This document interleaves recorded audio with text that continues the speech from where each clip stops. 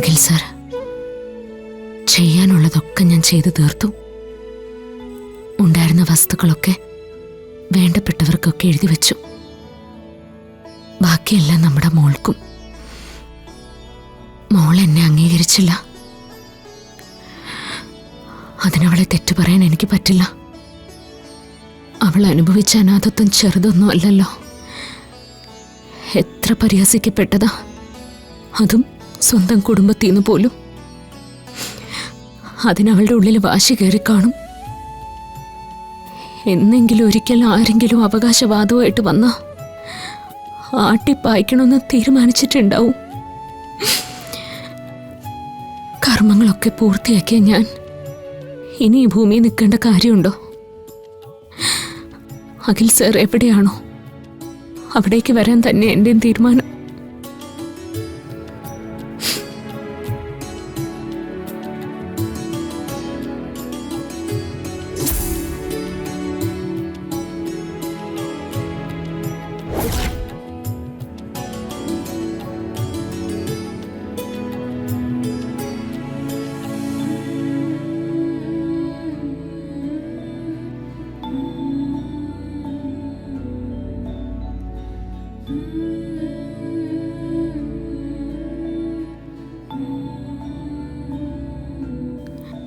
ഇത് കഴിഞ്ഞ കുറേ കാലമായിട്ട് എൻ്റെ കൂടെയുണ്ട്.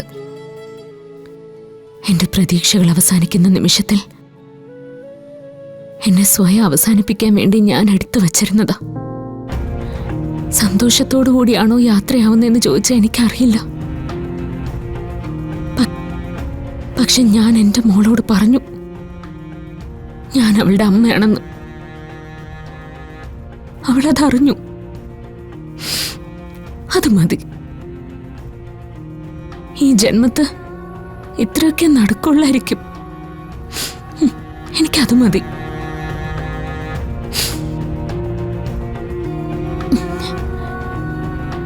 ഇനി അവസാനമായിട്ട് ഒരാഗ്രഹം എനിക്ക് ബാക്കിയുള്ളൂ. നമ്മുടെ തറവാട്ട് ക്ഷേത്രത്തില് സംഗീതത്തിൽ ഞാൻ ഹരിശ്രീയെ കുറിച്ച് ഭഗവാന്റെ മുമ്പില് 4 വരി പാടണം. ശ്യാമയുടെ ജീവിതത്തിലെ അവസാനത്തെ വരികൾ. എന്നിട്ട് ആ നടയിൽ തന്നെ വിഷ്ണുപാദം പോകണം. അഖിൽ സാർ യാത്രകൾ അവസാനിപ്പിച്ച് എന്നെ ചുമതല ഏൽപ്പിച്ചിട്ട് മടങ്ങി. ഇപ്പൊ ചുമതലയെല്ലാം പൂർത്തിയാക്കി ഞാനും യാത്രയാവുക. ഇനി നമ്മൾ എന്നും കാണും. അഖിൽ സാറിന്റെ അടുത്തേക്ക് ഞാനും എത്തുക.